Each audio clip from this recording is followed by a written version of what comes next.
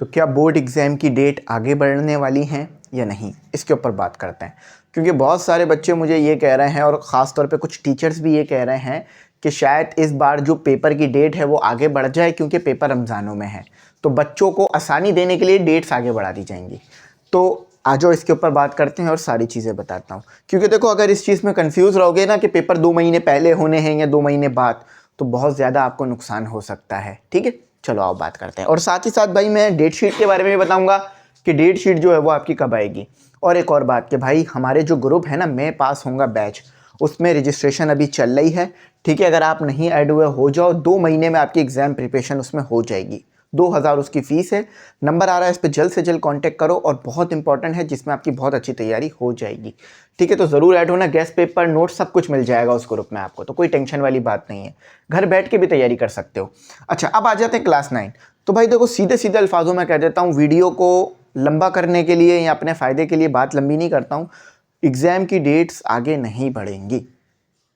ठीक है, क्या बोला मैंने? एग्ज़ाम की डेट आगे नहीं बढ़ेंगी। नहीं बढ़ेंगी से क्या मुराद है कि आपके 9 और 10th के पेपर 15 मार्च से हैं। ठीक है, लिख लो अपने पास। और फर्स्ट ईयर सेकेंड ईयर के पेपर आपके 15 अप्रैल से हैं। ठीक है, अब ऐसी वजह क्या है, इसकी वजह क्या है? देखो, आपको याद है कि पिछले साल क्या हुआ था, गर्मी का हाल क्या था। गर्मी की वजह से 2 बार पेपर आगे बढ़े फर्स्ट ईयर के। ठीक है, एक बार लंबे टाइम के लिए और एक बार छोटे टाइम के लिए। और 9 10th के लिए भी बड़ा मुश्किल रहा। तो इस तरह से बच्चों को नुकसान होता है पेपर आगे बढ़ने से। ठीक है, तैयारी करने में भी टाइम लगता है और फिर आपका सेशन खिंचता है। तो इसीलिए अप्रैल और मार्च ऐसा टाइम होगा कि जिस वक्त गर्मी और सर्दी दोनों बराबर बराबर चल रहे होंगे। मतलब ना बहुत ज़्यादा गर्मी होगी ना बहुत ज़्यादा सर्दी। हो सकता है कि शायद अप्रैल में तो गर्मी पड़ना शुरू हो जाए सही वाली, लेकिन मार्च तक में तो उम्मीद यह है कि बहुत ज़्यादा गर्मी नहीं होगी और बहुत ज़्यादा आपके पास सर्दी भी नहीं होगी। एक नॉर्मल मौसम होगा जिसमें आपका पेपर हो जाएगा। यकीन मानो, पिछले साल तो बच्चों का इतना बुरा हाल हो गया था पेपरों में कि बच्चे ये बोल रहे थे कि सर जो हमें आता है ना, हम वो भी नहीं कर पाए, गर्मी इतनी थी, हमारा प्यास से इतना बुरा हाल था। और दूसरे और मामले पंखे वगैरह कि भाई नहीं हो पा रहा था पेपर। अब मुझे तो नहीं पता और आपको भी ये बात तो कंफर्म है कि किसी भी एग्जामिनेशन सेंटर में एसी तो नहीं लगा हुआ होगा। ठीक है, आप लोगों के लिए कोई एसी की फैसिलिटी नहीं होती, आपको पंखों में बिठाया जाता है और पंखा भी मिल जाए तो बहुत बड़ी गनीमत है चलता हुआ। तो हमने भी अपनी टाइम पे भाई गर्मी में पेपर दिए, बगैर पंखों के पेपर दिए, आपको भी देने हैं। टेंशन ना लो, परेशान ना हो। सही है, लेकिन चलो आपके लिए एक अच्छा फैसला आ गया है कि 15 मार्च 15 अप्रैल ये ऐसा टाइम होगा जिस वक्त गर्मी बहुत ज़्यादा नहीं होगी।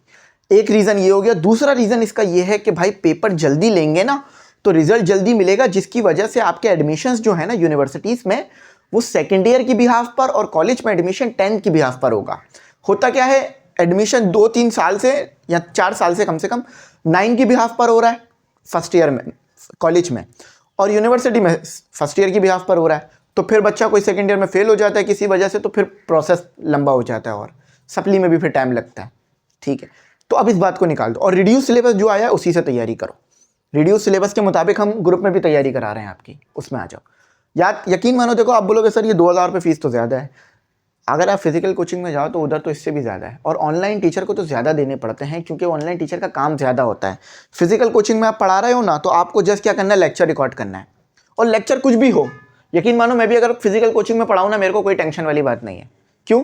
बस गया, बोर्ड पे थोड़ा बहुत लिखा और बोला, चला गया। किसने पूछना है क्या पढ़ाया, किसको पता है क्या पढ़ाया, बस चला गया पढ़ाकर। लेकिन जब मैं ऑनलाइन क्लास में पढ़ाता हूँ ना, तो मुझे बोर्ड पर एक एक लफ्ज़ लिखना होता है। अगर मैं यहाँ एक्सटेंड की स्पेलिंग EXTAND कर दूंगा ना, इतनी सी गलती भी कर दूंगा, तो यकीन मानो कमेंट सेक्शन में टीचर हो, स्टूडेंट हो, सब बोलेंगे सर आपको तो एक्सटेंड की स्पेलिंग नहीं आती। तो ऑनलाइन क्लास में पढ़ाना ज़्यादा मुश्किल काम है, और फिर एडिट, अपलोड, रिकॉर्ड, ये सब में बड़ा टाइम लगता है, और फिर लेक्चर की प्रिपरेशन, ताकि बेहतरीन लेक्चर निकल कर आ गया है। ठीक है, बात समझ आ गई? तो इसी वजह से उसकी फ़ीस है, तो उसमें ज़रूर ऐड हो जाना। अच्छा, डेट शीट आपको कोई 2-3 महीने पहले नहीं मिलने वाली। ठीक है, आपको एक तरह से उन्होंने बता दिया ना, एक तरह से तो ये डेट शीट आ गई कि भाई 15 अप्रैल से पेपर है या 15 मार्च से। अब जो फाइनल डेट शीट होती है ना, जो बोर्ड की तरफ से आएगी, वो 20 से 25 दिन पहले आपको उम्मीद है मिल जाएगी, जैसे हर बार मिलती आई है। ठीक है, रमज़ानों में आपकी डेट शीट्स आ रही थी, तो इस बार भी आपको 25 से कुछ दिन पहले जो है वो शायद रमज़ान से पहले ही मिल जाए। अब मैट्रिक वालों को, 9 मैट्रिक वालों को डेट शीट रमज़ान से पहले ही मिल जाएगी। और यकीन मानो मुझे पता है डेट शीट से बहुत फ़ायदा हो जाता है, एक मोटिवेशन आ जाती है पढ़ने की।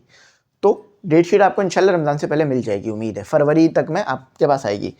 और रमज़ान में मुझे उम्मीद है कि भाई इनकी डेट शीट आ जाएगी या रमज़ान के बाद, उम्मीद तो रमज़ान में ही आने की है। तैयारी करना। और एक बात फिर बता दूं, रमज़ान होंगे ना तो और अच्छे पेपर होंगे इंशाल्लाह, और अच्छी तैयारी होगी। क्योंकि देखो मैं बस ये बात कह के ख़त्म करता हूँ अपनी बात को कि मैं पूरे साल में जितना पढ़ाता हूँ ना, समझ लो जितना मैं 4 महीने में पढ़ाता हूँ इतना तो सही है, जितना मैं 4 महीने में पढ़ाता ना उतना मैं सिर्फ रमज़ान में पढ़ा लेता हूँ। क्यों? क्योंकि रमज़ान में हो जाती है बरकत, हर चीज़ में हो जाती है बरकत, पैसे में, ठीक है, हर चीज़ का हर चीज़ में नेकी बढ़ जाती है, सब कुछ बढ़ जाता है ना, तो फिर उम्मीद है नंबर भी बढ़ेंगे इंशाल्लाह। तो अपने आप को ये सोच के मोटिवेट रखना कि रमज़ान है, मैं रमज़ान में पेपर दूंगा तो इंशाल्लाह मुझे ज़्यादा फ़ायदा होगा। ठीक है, चलो आज यहीं तक रखते हैं। और मेरे पेपर भी ना रमज़ान से 1 हफ़्ते पहले हैं।